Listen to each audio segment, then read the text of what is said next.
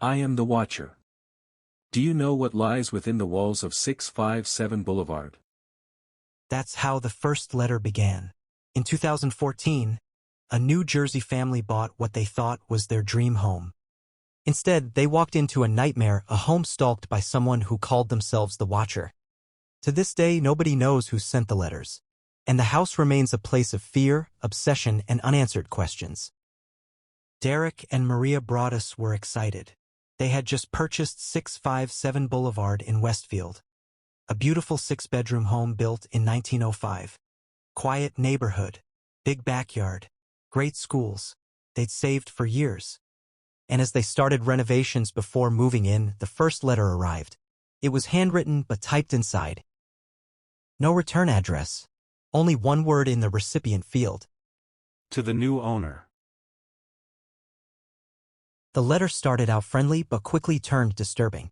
The writer claimed the house had been the subject of their family's watch for decades. My grandfather watched the house in the 1920s. My father watched it in the 60s. It is now my time. They asked about the new owner's children. Have they found what's in the walls yet? In time, they will. The Watcher said they'd seen the kids playing, mentioned them by nickname. The family had never made their names public. Weeks passed, and more letters came. Each one more aggressive. They asked, "Why are you here?" "I will find out. I pass by many times a day." The Watcher claimed to be watching from nearby, even describing the construction work in real time. The Broadduses went to the police. But the letters had no fingerprints. No surveillance footage caught the writer.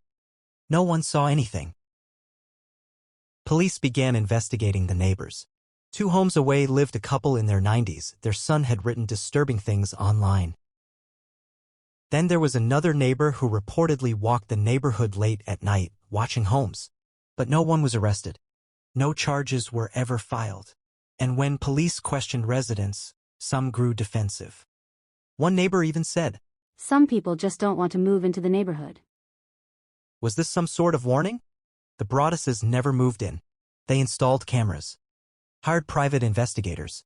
A retired FBI profiler told them the writer was likely older, isolated, possibly a woman. But nothing helped. Even attempts to sell the house failed. Once buyers learned the story, they backed out. Derek and Maria were stuck. Emotionally, financially, spiritually. In desperation, they rented the house to tenants. But even the renters received letters. "You have brought shame to the neighborhood. You wonder who the Watcher is, turn around idiots." The story hit the national media. Podcasts, news specials.